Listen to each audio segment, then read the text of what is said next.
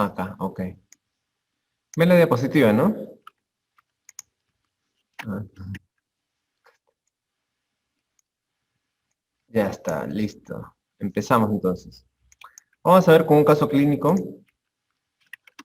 Yo a veces justo me comentaban pues los autores que ustedes están en básicas ahorita, ¿no? ¿En qué año están ustedes? A ver, díganme si al toque.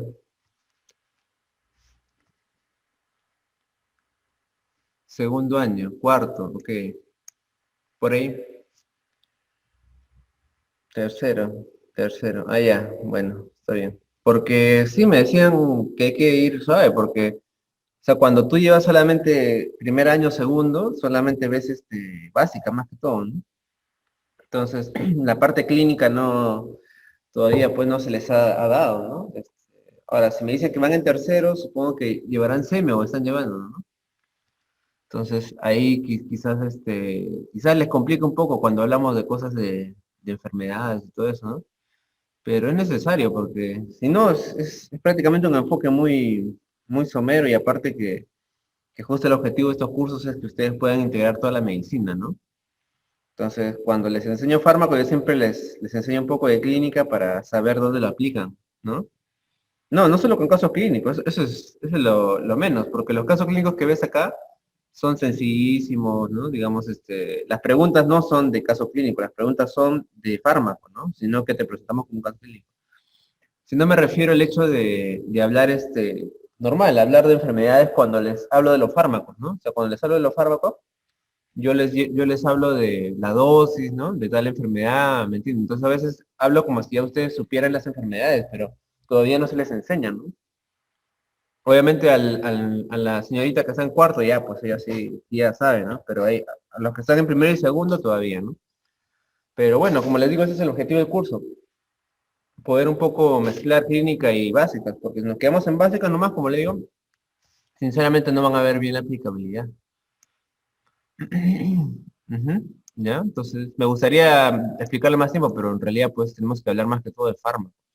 Ahora vamos a hablar de analgésicos y AINES, que ahí, pues, ahí sí no vamos a hablar nada de clínica prácticamente, porque analgésicos y AINES es para el dolor, ¿no? En la parte endocrina ahí sí vamos a hablar un poco de algunas enfermedades, pero bueno, creo que también son enfermedades bastante comunes, eso sí es la suerte.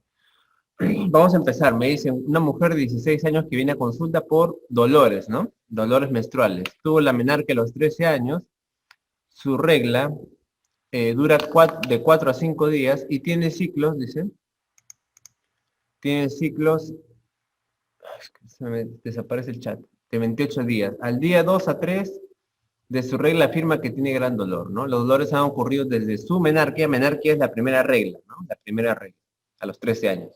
Y parece haber empeorado desde el año pasado, o sea, ahora le duele más que antes. Han sido tan intensos a veces que ha dejado incluso de ir al colegio, no ha podido participar en deportes por el dolor, ¿no? Ha estado tomando acetaminofén. Acetaminofén es paracetamol, ¿no?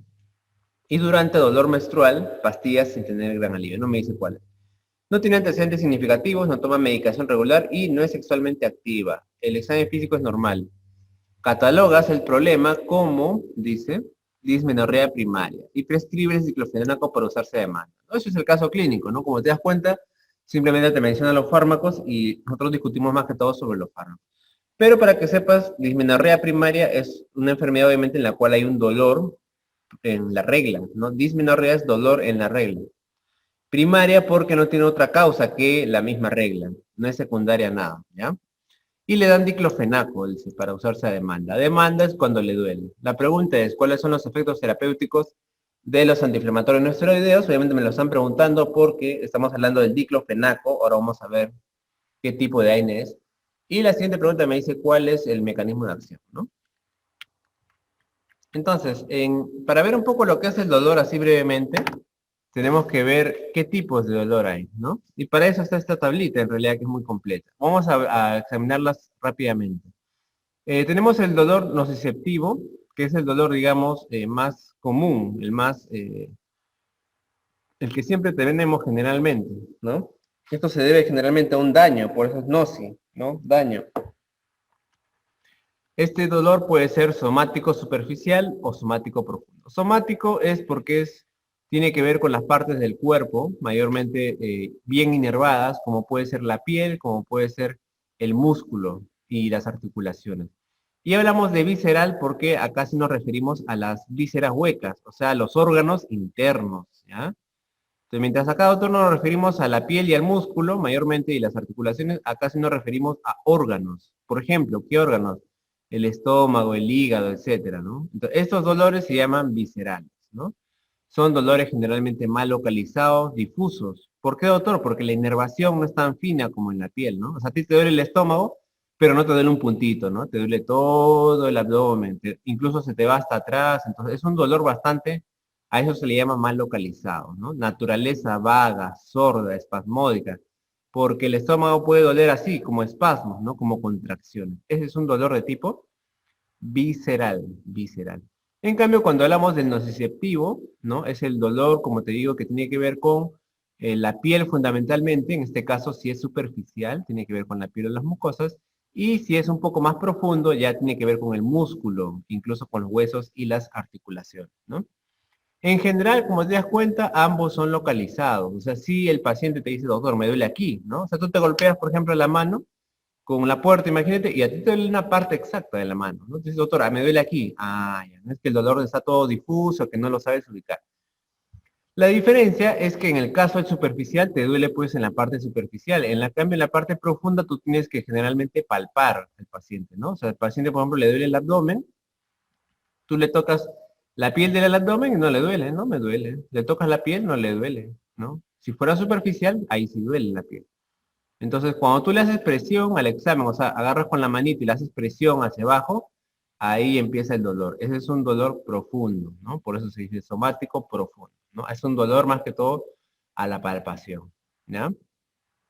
Generalmente el superficial suele ser de tipo quemante y el profundo de tipo sordo, fijo o pulsátil, más que todo, ¿no? Acá están algunos ejemplos de dolores, ¿no? Entonces, dolor por corte, corte quirúrgica, traumatismo, un golpe que te golpeas la cabeza, la nariz, etcétera, ¿no? Ese es superficial y profundo, fracturas, calambres musculares, etcétera, ¿no?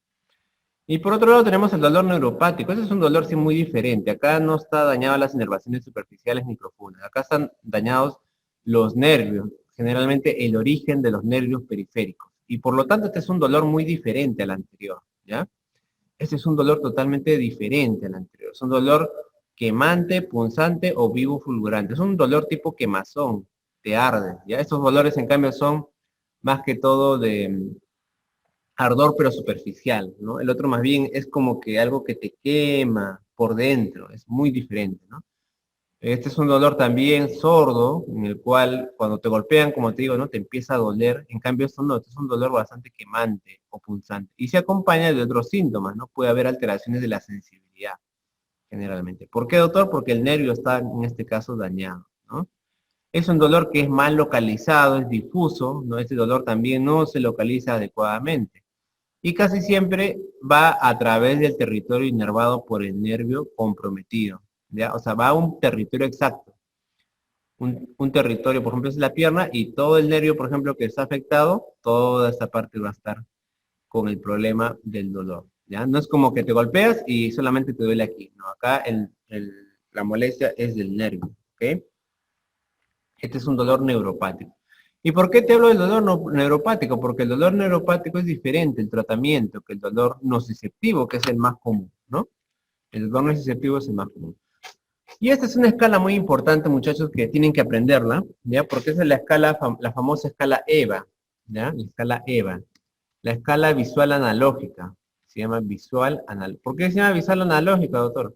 Porque tú tienes que preguntar al paciente cómo le duele, pero no solamente en números, sino también tienes que mostrarle un grafiquito, ¿no? Como este, por eso se llama visual analógica. Esos gráficos varían. Acá te muestro unas caritas, pero hay otros tipos de caritas que pueden representarse. ¿Por qué se muestra estas caras al paciente? Para que él pueda poder definir mejor la naturaleza del dolor y la intensidad. Tú le vas a decir, mire señor, yo le voy a preguntar usted cuánto le duele del 0 al 10, siendo 0 el dolor más insignificante y el 10 es un dolor intenso como usted nunca en su vida hubiera pensado. ¿Qué te digo? ¿No? En el caso de la mujer como un parto. Dígame usted entonces, y le muestras también esta escala visual en la cual el paciente va a ver, ¿no? Va carita feliz, obviamente el dolor poco a poco va a tener un dolor más intenso que le va a llevar también a una deformación de la expresión. Entonces, en base a eso, el paciente va a decir, mire, doctor, la verdad ahorita me duele como 4 más o menos, no me duele tanto, ok, ¿no? O me duele como 9, doctor, me duele horrible. Entonces, esta escala visual analógica lo usamos bastante, ¿no? Alrededor, en la historia clínica, tú vas a poner paciente, EVA 8. Entonces, tú dices, esta es una escala de 8 en la escala visual analógica. Es un dolor bastante intenso, ¿no? Y la clasificación es la que sigue. 0 no hay dolor, de 1 a 3 es un dolor leve, de 4 a 6 dolor moderado, y de 7 para 10 es un dolor severo. Eso me interesa bastante poder calificar la calidad y la cantidad del dolor, para que luego vamos a ver con los medicamentos cómo va, ¿no? Si hoy día le pongo EVA 8 y mañana ya tiene un EVA 4, quiere decir que el medicamento le ha hecho bien, ¿no? Si yo le doy EVA 8 y pasan 3 días con un medicamento y sigue en EVA 8, obviamente debo pensar en cambiar de medicamento, ¿no? Entonces, para esto se ha confeccionado esta escala de la OMS. En realidad la escala tiene 4 escalones, ¿ya? Sino que inicialmente se empezó con 3. Pero esa es la famosa escala del tratamiento de la analgesia de la OMS, de la Organización Mundial de la Salud, ¿ya? ¿Qué me dice esta escala? Esta escala me dice, mira, tenemos nosotros que dar al paciente los analgésicos por escalones. Obviamente, si el paciente me tiene un dolor muy intenso, puedo empezar por uno grande, ¿no? Puedo empezar. Pero normalmente nosotros empezamos en orden progresivo. En el primer escalón, ¿quiénes van a estar? Miren, en el primer escalón del tratamiento van a estar los AINES, los analgésicos que no son opioides. Ahora vamos a ver todo eso, no se preocupen. Acá están los antiinflamatorios no esteroideos, el paracetamol, el metamizol. En el segundo escalón vamos ya a considerar aquí a dar a los llamados opioides, pero de tipo débil. Opioides débiles. ¿Quiénes están acá? La codeína, la dihidrocodeína y el tramadol. ¿Ok? Y en el tercer escalón vamos a dar opioides fuertes. ¿Los opioides fuertes cuáles son? Mira, son diferentes, ¿no? Los débiles, codeína, dihidrocodeína, tramadol. Los potentes, morfina, fentanilo, oxicodona, buprenorfina, petidina, etc.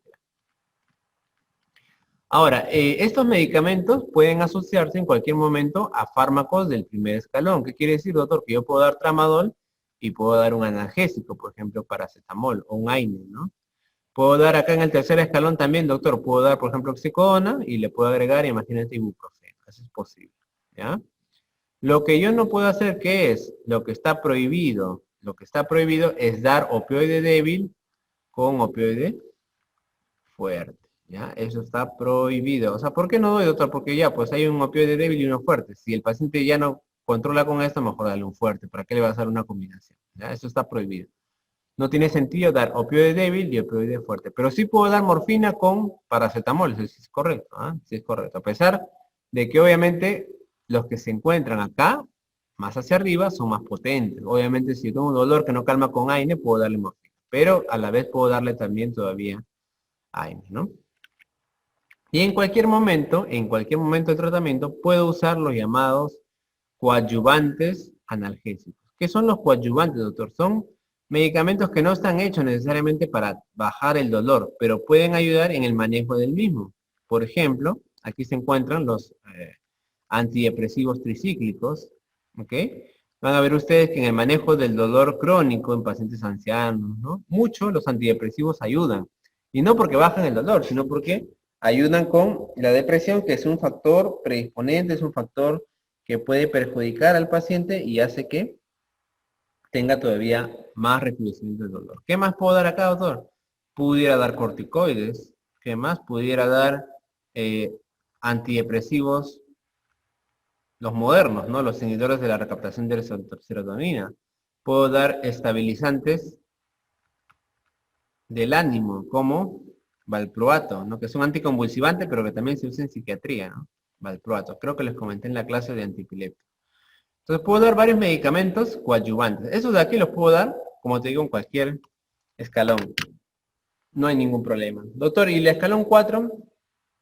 El escalón 4 es utilizar ya métodos invasivos, ¿no? O sea, ya no voy a usar solamente analgésicos, opioides débiles, opioides potentes, sino que ya puedo usar métodos invasivos, ¿no? O sea, hay métodos en los cuales ya podemos incluso administrar al paciente por vía intrarraquídea o con dispositivos ya más invasivos, ¿no? Y le vamos a administrar, ¿qué, doctor? Morfina, por ejemplo, los mismos opioides, pero por métodos ya invasivos. Ese sería el escalón número 4, ¿ya?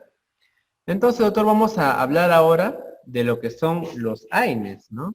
Y en el caso de los AINES vamos a poder hablar ahí de algunos importantes. A ver, acá me dicen, si en caso un paciente experimenta hipersensibilidad tramador, ¿quiere decir que es alérgico a todos los opioides? No necesariamente. Lo que sí, en el caso de los AINES, ahí sí nos cuidamos. En el caso de los AINES. Si es un alérgico a un AINE, ahí sí casi siempre es a los demás. Eso sí, AINE. En el caso de los opiáceos es diferente, pero también habría que ver el grado de hipersensibilidad que tiene, ¿no? Si el paciente, por ejemplo, imagínate, es un paciente con cáncer que necesita, pues obviamente un medicamento potentísimo, pues sería bueno hacerle pruebas, ¿no? Y para eso llamamos al inmunólogo para que les pueda hacer pruebas de sensibilización, ¿no? Porque no podemos prescindir de algunos analgésicos tan fuertes como la morfina, ¿no? Más sobre todo en casos especiales de pacientes que realmente necesiten, ¿no? Entonces, miren chicos, es una de las partes más importantes, la parte de los AINES. Y en los AINES tenemos que conocer cómo funcionan los antiinflamatorios no esteroideos, ¿no? Este es un nombre simplemente, antiinflamatorios. Es un nombre más que todo para que se acuerden, ¿no? Simplemente hay que memorizarlo, ¿ya? Son antiinflamatorios que no son esteroides, ¿no? ¿Por qué? Porque obviamente los corticoides también son antiinflamatorios, ¿no? Pero hay un grupo que no es corticoide y justamente están el diclofenaco, el ibuprofeno, etcétera, ¿no? ¿Qué sucede entonces? En los fosfolípidos de la membrana, que son los constituyentes de toda la membrana celular, ¿no? De cualquier tipo de membrana celular se encuentran los fosfolípidos, ¿no? Puede haber un daño a nivel celular. El daño puede ser por un golpe, ¿no? Me golpean, me meten un cable, me cortan. Entonces, ese golpe va a hacer que los fosfolípidos de membrana se van a degradar por la fosfolipasa 2 y se van a producir entonces cuando hay un daño de la membrana, un componente que se llama ácido araquidónico, ¿no? Ácido araquidónico. Este ácido araquidónico puede tener dos vías.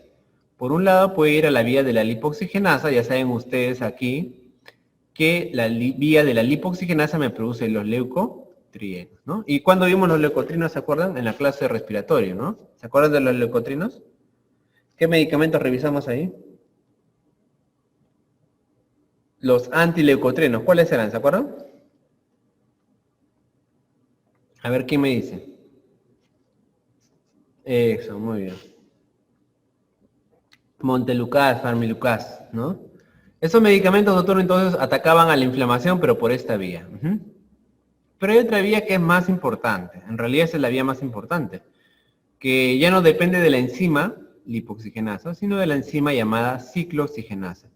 Esta enzima ciclooxigenasa hay de dos tipos. Una es la llamada COX-1, también llamada constitutiva, y la COX-2, que se le llama inducible.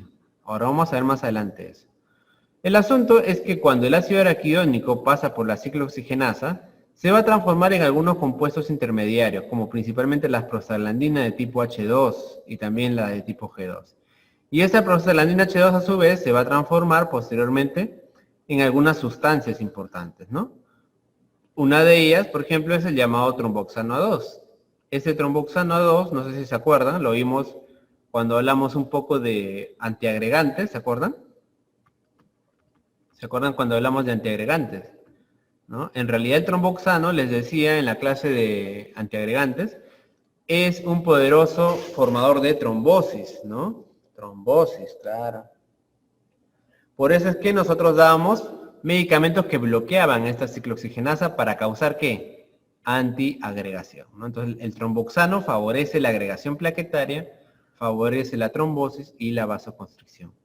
Y por otro lado tenemos a las prostaglandinas D2, la E2 y la F2, que su función principal es la de fomentar el dolor y la inflamación. Claro, estos ocasionan dolor e inflamación. Y por otro lado la prostaciclina, la PGI2, este es un antagonista de las demás, ¿ok? O sea, esta es una prostaciclina que antagoniza las demás funciones, pero por lo tanto es menos importante en cantidad, ¿no? Este es un antiagregante y vasodilatador.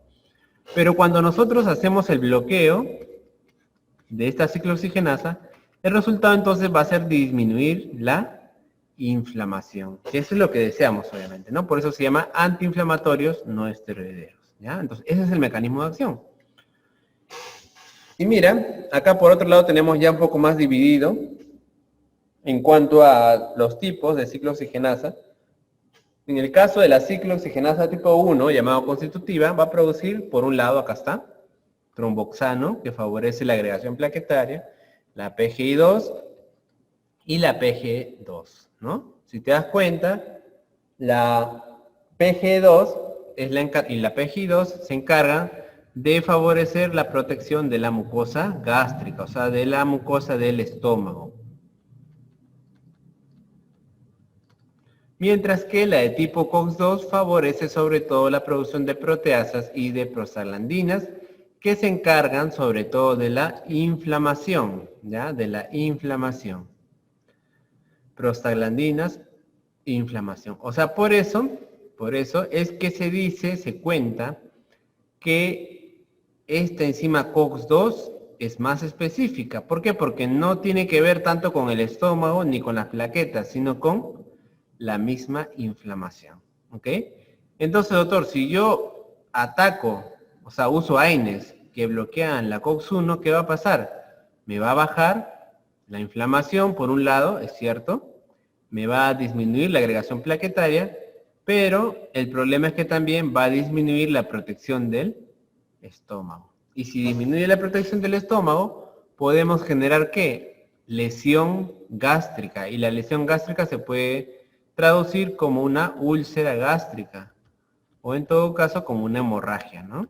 Sangrado. Muy bien. Entonces ya saben ustedes por qué los AINES pueden también causar problemas estomacales.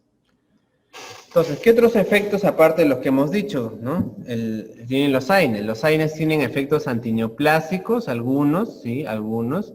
¿Por qué otro? Porque se vio en estudios epidemiológicos que algunos AINES, como el Sulindá, por ejemplo, ¿no? La imaspirina, podía disminuir la incidencia, el crecimiento de estos tumores a nivel del colon. ¿Cómo se llaman esos tipos de tumores? Poliposis adenomatosa familiar. ¿Ok? Entonces, se vio sin querer, no era el objetivo del estudio, que algunos AINES podían disminuir algún tipo de neoplasia. Pero en realidad esto es algo bastante pues escueto. No es que todos los cánceres pues van a solucionar, ¿no? Solamente ese tipo se ha visto e incluso el mecanismo no está bien conocido, ¿no? Igual en el Alzheimer también se ha visto que los pacientes que toman aspirina u otros AINES tienen menos probabilidad de desarrollar Alzheimer. También no se conoce por qué eso. Eso se llama a partir de estudios epidemiológicos, ¿no? ¿Y cómo se clasifican los AINES? Es una parte también importante, ¿no? Los AINES se clasifican, puede ser por el grupo químico que tienen ellos, ¿no?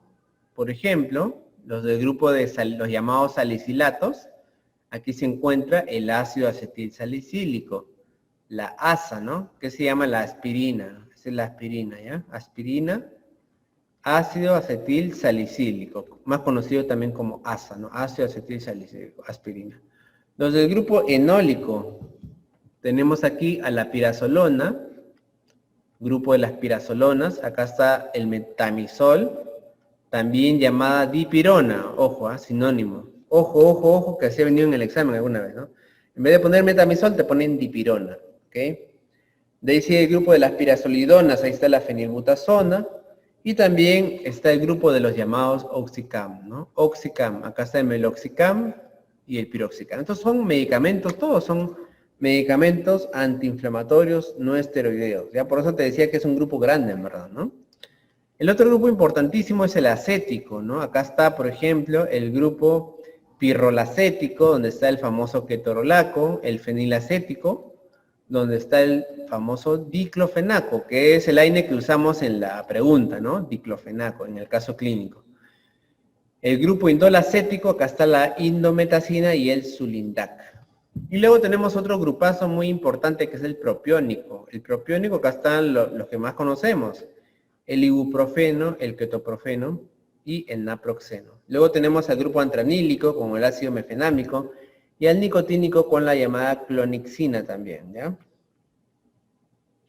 Y en el grupo de los no ácidos están los sulfoanilidas, la nimesulida, acá no la tenemos, las alcalonas y los paraminofenoles. Esta es una clasificación, digamos, que alguna literatura la considera, ¿no? Considerar el paracetamol como un AINE. En realidad nosotros no consideramos al paracetamol como un AINE, pero van a ver que en algunos libros sí, ¿ya? El paracetamol, ahí lo meten en el grupo de AINE, pero en realidad normalmente no lo consideramos, sobre todo porque no tiene, digamos, tanta similitud química, y cuando un paciente es alérgico al AINE, no necesariamente es al paracetamol, más bien es una de las alternativas que nosotros manejamos para esos pacientes, ¿ya?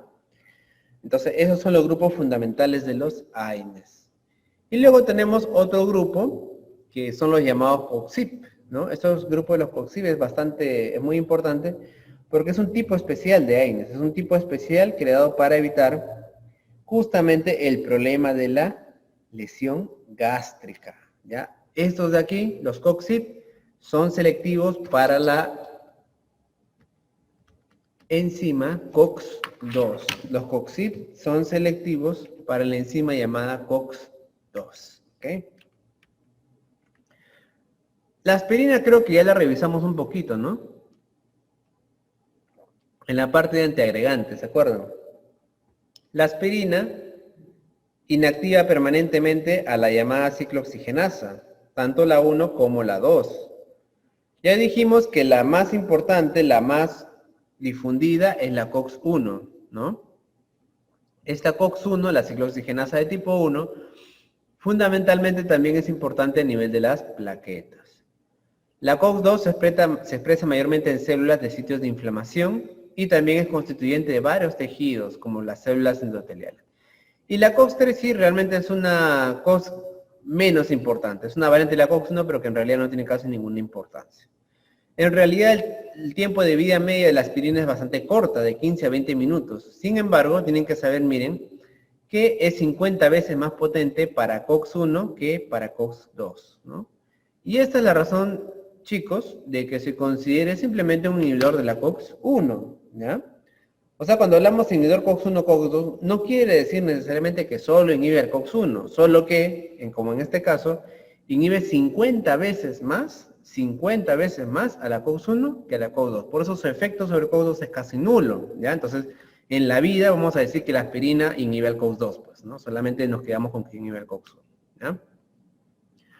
¿Qué sucede, doctor? Bueno, lo que hemos explicado, ¿no? El ácido araquidónico, hay una lesión a nivel de la membrana fosfolipídica, y luego este ácido araquidónico, mediante la ciclooxigenasa, se va a transformar en prostaglandinas, que a su vez, cuando se van a producir, se van a desdoblar en prostaciclina 1, el tromboxano, etcétera, ¿no?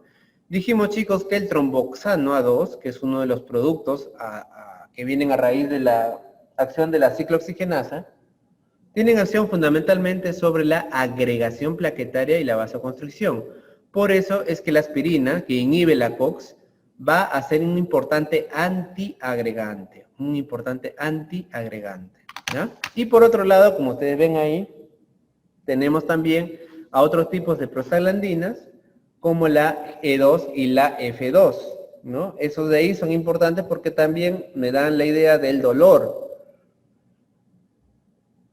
como en el caso de la de tipo 2, ¿no? Me da fiebre, mira, me da fiebre, me da dolor y me da vasodilatación. Entonces, eso de aquí va a ser inhibido mediante el uso de la aspirina. Entonces, la pregunta es, ¿para qué uso la aspirina, doctor? La aspirina, entonces, como todo AINE, casi, como todo AINE, lo puedo utilizar como un antipirético. Doctor, ¿por qué es antipirético? Porque disminuye la fiebre, ¿no? Disminuye la fiebre. ¿Qué más? Lo puedo usar como un antiinflamatorio. ¿Ya? Disminuye la inflamación. E incluso también lo puedo usar como un inmunomodulador. Y también como un analgésico, ¿no? ¿Cuál es el problema, doctor? Porque la aspirina ya no se usa mucho para el dolor. O sea, bueno, sí sabemos que hemos escuchado por ahí, ¿no? De que la aspirina se usa para el dolor, que la migraña, etcétera. Pero en realidad su uso ya no se hace más que todo para eso. ¿Para qué se hace, doctor? Más que todo como antiagregante, ¿no? O sea, para evitar la formación de trombos, ¿no? Para evitar que las plaquetas se agreguen y formen trombos. ¿A qué nivel, doctor? A nivel del corazón y a nivel del cerebro, ¿sí? Por eso la aspirina se usa para protección cardíaca. Doctor, ¿y por qué ya no se usa tanto como lo otro? ¿Por qué? Porque se ha visto que para ocasionar el efecto de antiagregación basta una dosis tan pequeña como 60 a 80 miligramos al día. Mientras que para tener estos tipos de reacciones a veces se tenía que usar 1 gramo hasta 2 gramos de aspirina, que es un montón, ¿no? Entonces la aspirina antes en realidad se usaba a dosis altísimas para poder llegar a hacer el efecto. Por ejemplo, cuando el paciente tenía artritis reumatoide, ¿no? Para artritis reumatoide, incluso para gotas se usaba. Entonces, para bajar esa inflamación de la artritis reumatoide, la cantidad de aspirina tenían que ser de 1 gramo a 2 gramos, que es un montón. En cambio, para la función antiagregante, basta con 60, 80 miligramos, incluso interdiario. Con eso ya suficiente me hace la función importante de antiagregación. ¿Ok? Entonces, por ese motivo, la aspirina ya no se usa tanto en realidad para calmar el dolor ni para bajar la inflamación. ¿Por qué? Porque tenemos otros medicamentos, ahora vamos a verlo, que se usan a dosis bastante bajas y estándar y que ocasionan el mismo efecto, ¿ya? Esto es solamente, muchachos, para que ustedes puedan ver el efecto que tiene la aspirina como prevención primaria y secundaria, ¿ya?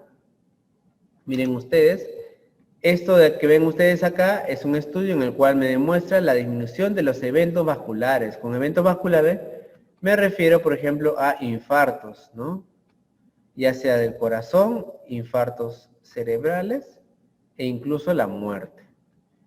¿Ya? Entonces mira que el paciente que tenía un infarto de miocardio previo, que tomó aspirina, tuvo menos porcentaje de eventos que los que no tomaban, ¿no? Paciente que tuvo un infarto de miocardio, mira que también tuvo menos efectos con la aspirina, ¿no? Pacientes que tenían un infarto cerebral, un ataque isquémico transitorio, también tenía menos probabilidad de hacerlo con aspirina, ¿no? Pacientes con infarto cerebral agudo u otro tipo de riesgo, entonces la aspirina realmente demostró que disminuye la probabilidad de hacer otra vez efectos, ¿ya? Entonces, por eso se da de prevención, tanto primaria como secundaria, ¿no? ¿Qué es prevención primaria y secundaria, doctor? Prevención primaria es cuando nunca te ha dado la enfermedad. Por ejemplo, eres un paciente que tiene riesgo para hacer infarto de cerebro, pero hasta ahora no te ha dado. Entonces tú lo tomas antes del infarto y te ayuda, ¿no? En cambio, la prevención secundaria es cuando ya te dio. O sea, ya te dio el infarto del corazón y vas a tomar aspirina de por vida para evitar que te vuelva a dar el mismo problema, ¿ya? Entonces, en ese sentido, la aspirina es recontra buena. ¿Qué contraindicaciones tiene la aspirina? Obviamente, como todo AINES, si un paciente, en este caso, está sangrando, podemos llevarlo a peor, ¿no? Pero en este caso, la aspirina, a diferencia de otros, es importante porque la aspirina ya hemos dicho que funciona como un antiagregante, ¿no? Entonces, si un paciente está sangrando, pues le puedo causar mayor sangrado si le doy la aspirina. Por eso, diátesis hemorrágica, úlcera peptiactiva, hay que tener cuidado, ¿no? Si el paciente tiene hipersensibilidad, a la aspirina, también, obviamente, ¿no? Antecedentes de asma inducido por salicilato. Se dice que la aspirina en algunos pacientes les desarrolla el asma, ojo, o les incrementa. Ya es un efecto bastante raro, pero puede estar, así que hay que tener cuidado. Asma por aspirina, ¿ya? Combinación con metotrexate en dosis de 15 miligramos por semana o más. Tienen interacciones la aspirina con el metotrexate que se usa para artritis reumatoide, hay que tener cuidado, ¿no? Y lo otro que no se puede usar normalmente es en el último trimestre del embarazo y si el paciente tiene algún tipo de falla renal, hepática o cardíaca severa. En estos pacientes también hay que tener cuidado en no usarlo porque puede causar toxicidad, ¿ok? Entonces, esa es la ventaja increíble que tenemos con el uso de aspirina, ¿no? Una pregunta, doctor, ¿sirve también la formación de trombos en las venas profundas de la pierna? Sí, pero ahí a veces preferimos otros medicamentos. En realidad ahí depende de la indicación médica. Podemos usar aspirina, pero también podemos usar cilostazol o incluso anticoagulantes, ¿ya? O sea, que ahí en verdad depende bastante. La aspirina no tanto se usa, sino más que todo anticoagulantes. Y miren, este cuadrito, que es del Goodman, es justamente para ver más o menos el espectro de los distintos AINES a nivel de las distintas enzimas, tipo COX-1 y COX-2, ¿ok? Mira, Hemos mencionado varias AINES, ¿verdad? Hemos mencionado varios AINES en el cuadro de clasificación químico que les mencioné. Y muchos de ellos ustedes los van a manejar, o sea, en realidad tienen que acostumbrarse a usar estos medicamentos, ¿no? Los AINES son medicamentos que los usamos en todo tipo de especialidades realmente, ¿ok? Por ejemplo, yo les digo, uno de los más fuertes es el ketoprofeno, ¿no? O sea, el ketoprofeno es un AINE que le gana a los demás en cuanto a, digamos, poder, ¿no? Poder, así de que te duela menos, ¿ok? Es mucho más poderoso, ketoprofeno. Es un analgésico bien fuerte.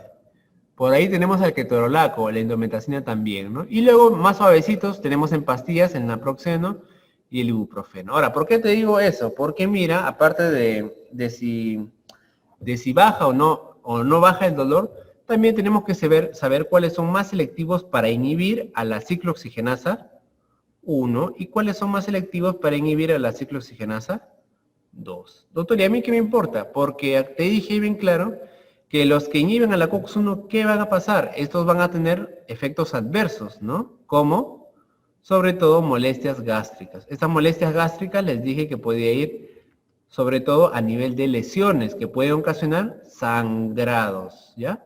Y este sangrado no es así, doctor, que es rarísimo, no, esto sí es frecuente, ¿ya? Por eso que te digo, es frecuente. Mientras el medicamento sea más para COX-1, va a causar más sangrado. Y doctor, si el medicamento es más para COX-2, va a causar menos sangrado. Ok. ¿Y por qué también es tan importante, doctor, el sangrado? Porque el sangrado es más frecuente, es más fácil de ocasionar en pacientes ancianos. ¿Y cuál es el problema con eso? Pues que los pacientes ancianos son los mayores usuarios de AINES, pues. ¿Por qué? Porque tienen un montón de enfermedades que necesitan usar AINES. Sobre todo las enfermedades articulares, ¿no? Artrosis y artritis. Entonces, esos ancianitos tienen que usar AINES por mucho tiempo, incluso por toda su vida a veces. Entonces, por ese motivo hay que tener cuidado. Y mira tú que acá en la primera fila, los que causan más lesión gástrica, porque son más selectivos para COX-1, está el ketoprofeno, que es uno de los más fuertes, como te digo, más buenos, ¿no? La indometacina, el ketorolaco. Y por acá, mira por acá, que ya estamos viendo unos medicamentos que realmente se pliegan bastante hacia el COX-2. Quiere decir de que estos causan menos molestias gástricas. Si tú quieres dar un medicamento, por ejemplo, seguro, que no cause hemorragias, digamos, como otros, el ibuprofeno es una buena opción. El naproxeno también, aunque tiene más gastrolesividad, como te das cuenta, que el ibuprofeno, ¿no? Doctor, pero en realidad, a partir de que justamente los AINES causaban sangrado, pues los investigadores decidieron y pudieron lograr sintetizar unos medicamentos que inhibían específicamente el COX-2. O sea, estos medicamentos son medicamentos en realidad modernos. Claro, no son súper nuevos, ya tienen un tiempazo, pero son medicamentos modernos, ¿ok? Estos medicamentos, ¿cuáles son, doctor? Los COXIP. Los COXIP, por favor recuérdate, porque esto va a venir en el examen, siempre vienen, ¿no? ¿Cuáles inhiben a la COX-2? Los COXIP. ¿Cuáles son? Celecoxib, valdecoxib, rofecoxib y toricoxib. Nosotros tenemos más que todo celecoxib y rofecoxib. Por eso te decía, repasa ahí, ¿no? Repasa ahí cuando veas los laboratorios también te van a molestar ahí con esos medicamentos. Y es bueno en realidad porque también te ayuda a memorizarte, pues, ¿no? Por ejemplo, ¿cómo se llama el celecoxib? El celecoxib pues, es el arcoxia, pues, ¿no? Perdón, es el celebrex, ¿no? El arcoxia es el etoricoxib, ¿no? Entonces, de esa manera, digamos, también nosotros un poco nos recordamos, ¿no? De los medicamentos.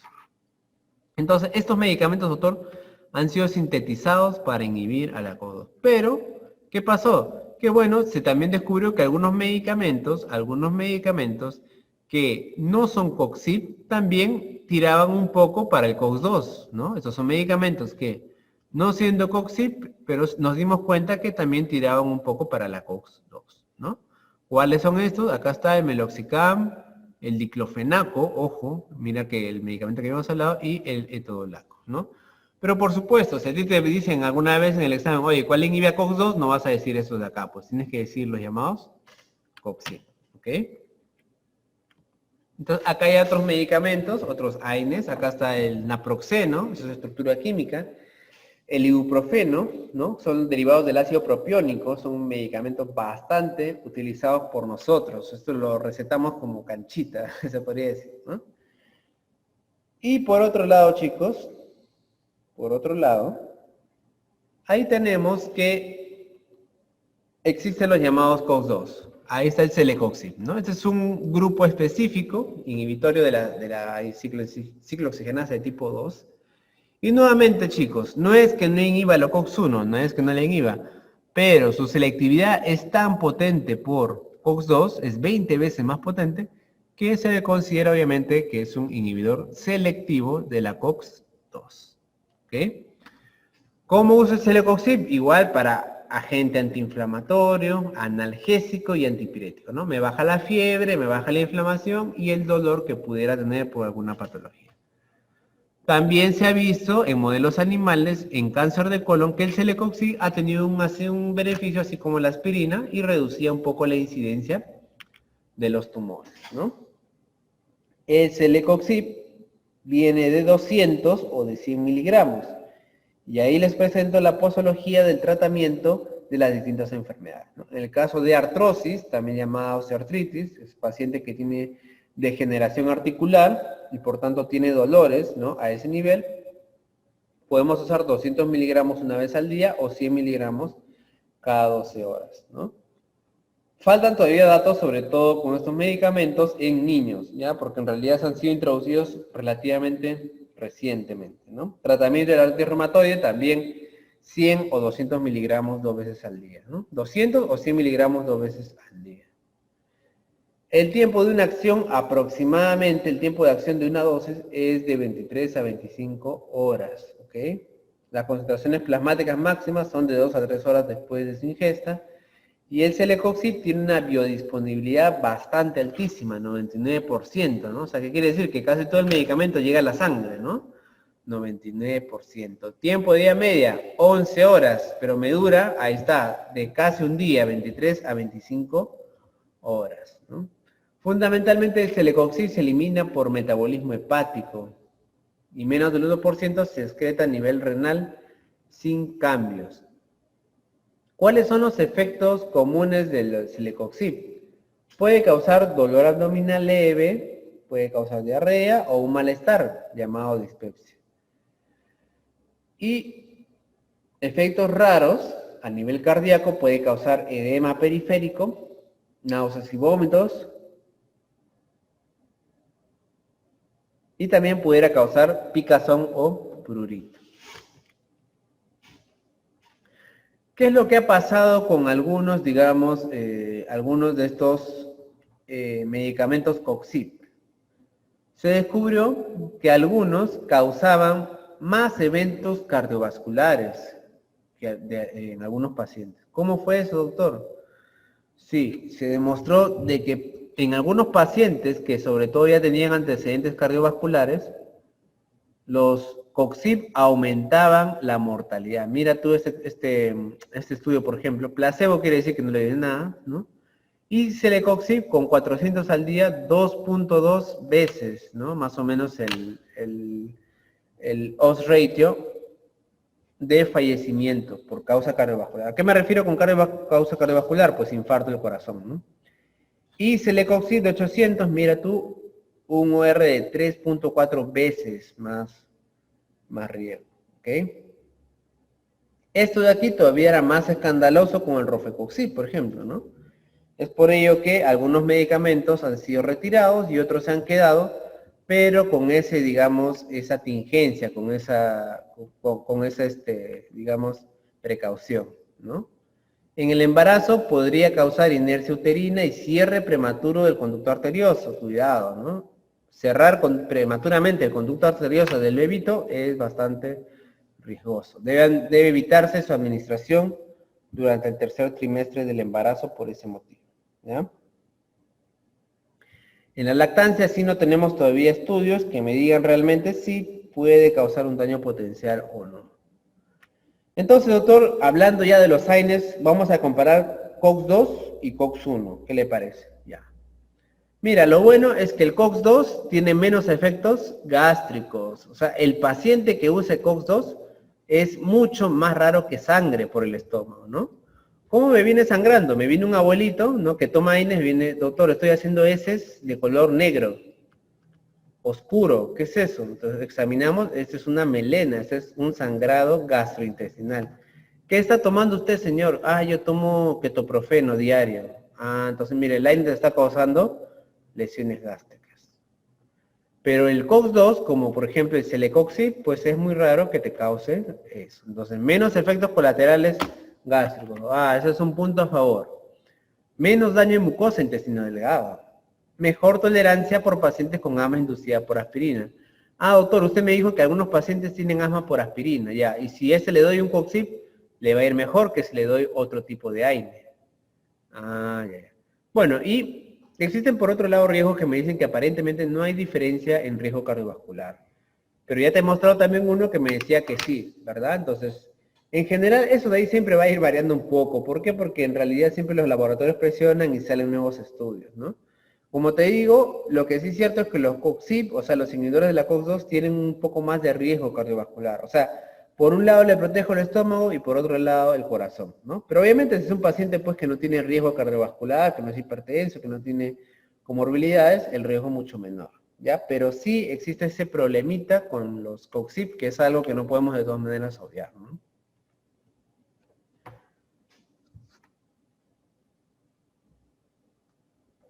Ahora, sobre los efectos, doctor, a nivel gastrointestinal, sí existen, de todas maneras, con los AINES, ¿no? Obviamente, va a ser más si es el AINE sistémico. Doctor, ¿qué es AINE sistémico? Ya les he explicado, chicos. Sistémico es cuando aplico por vía oral o por vía endovenosa, ¿no? Y cuando aplico el AINE local, por ejemplo, las cremitas que hay de diclofenaco o los gel, ese es local. Entonces, obviamente va a haber más efectos a nivel sistémico, ¿no? Eso se da porque disminuye el flujo sanguíneo por inhibir a la prostaglandina 2 y PGI2. Estas prostaglandinas ayudan a proteger, dijimos, a la mucosa gástrica. Doctor, las lesiones a nivel gástrico son más frecuentes en ancianos, por supuesto que en jóvenes. Más frecuente, efectos colaterales menores, o sea, mucho más frecuente es una diarrea, un dolor abdominal, una quemazón, ¿no? Pero puede haber también problemas severos. ¿Cuáles son las lesiones severas? Hemorragias, perforaciones, ¿no? Claro, y eso es más si el paciente además de AINES toma corticoides o anticoagulantes, el riesgo es mayor, pues, ¿no? ¿Cuáles son, doctor, los AINES que me dan menos lesión gástrica? Acá está el ibuprofeno que te comenté, el diclofenaco y por supuesto los COX-2. Riesgo intermedio, sulindac, indometacina, aspirina y naproxeno. Mayor riesgo, doctor, cuidado con el piroxicam, con el ketorolaco y también mencionamos por ahí al ketoprofeno, ¿ya? ¿Y qué utilizo para prevenir el riesgo de sangrado gastrointestinal? Ya saben ustedes, ¿no? Hemos hablado bastante del misoprostol y también podemos considerar a la ranitidina o al omeprazol. Otro cantar, que eso sí no es tan frecuente, ¿no? Lo anterior sí era recontra frecuente, ¿ya? Pero esto sí no es tan frecuente. Otro cantar en los AINES es los efectos a nivel del riñón, cuidado, ¿ya? A nivel del riñón. ¿Qué pueden causar los AINES? Pueden causar toxicidad aguda a través de la disminución del flujo renal ante el estrés. Ya, cuidado. ¿Qué más, doctor? Puede causar retención de sodio y potasio, edemas, insuficiencia cardíaca e hipertensión arterial. Y a nivel crónico, o sea, el uso crónico puede causar varias patologías, nefropatía intersticial, necrosis papilar y enfermedad renal crónica, sobre todo el paracetamol y la aspirina, enfermedad renal crónica, ¿no? ¿Cuáles son, doctor, de los que más me debo cuidar? De la indometacina y del ketoprofeno. Eso no pueden causar daño a nivel renal. Pero esto de acá, como te digo, sí no es tan frecuente. Eso sí no es tan frecuente. Lo otro sí es súper frecuente, ¿ya? Otros efectos, doctor, ¿qué más me puede causar los antiinflamatorios no esteroideos? Bueno, como cualquier medicina, te puede dar alteraciones de hipersensibilidad de la piel, rinitis, el asma que hemos hablado, ¿no? Steven Johnson, esas lesiones a nivel dérmica que son muy severísimas. A nivel hematológico, raramente me pueden dar anemia plástica, pero los que están más relacionados, acá están justamente, y eso ha venido en los exámenes, ¿no? ¿Cuál me da anemia plástica? Metamizol. Es un efecto que a nivel quizás de Europa o Estados Unidos es muy alto, pero acá en general no lo es tanto, ¿no? No lo es tanto. ¿Ya? Nosotros usamos metamizol, incluso en algunos países está prohibido, pero en realidad el efecto que hemos visto no es así, sinceramente, ¿no? También puede causar trombocitopenia, agranulocitosis e incluso también anemia hemolítica, ¿ya? A nivel hepático podrían causar elevación de transaminasas, colestasis, hepatitis y a nivel neurológico, vértigo, sordera o cefalea. Esos son efectos bastante raros, ¿no? Muy bien. Entonces vamos a resolver la pregunta. ¿Cuáles son los efectos terapéuticos de los AINES? A ver, ¿qué me dicen? Efecto terapéutico. Anti.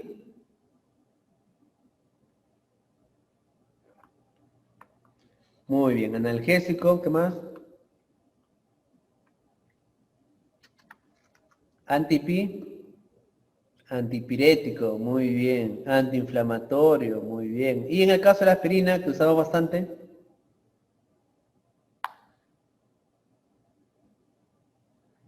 Antiagregante. Muy bien. ¿Cuál es el mecanismo de acción antiinflamatorio de los AINES? La pregunta. ¿Cuál es el mecanismo antiinflamatorio de los AINES?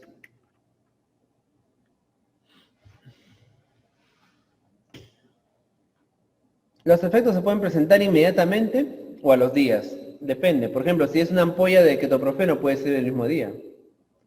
Muy bien. ¿Cómo es el efecto? Inhiben a la ciclooxigenasa de tipo 1 o la ciclooxigenasa de tipo 2. Muy bien, chicos. Eso tienen que saberlo. ¿Ya? Eso sí tienen que recordarlo siempre.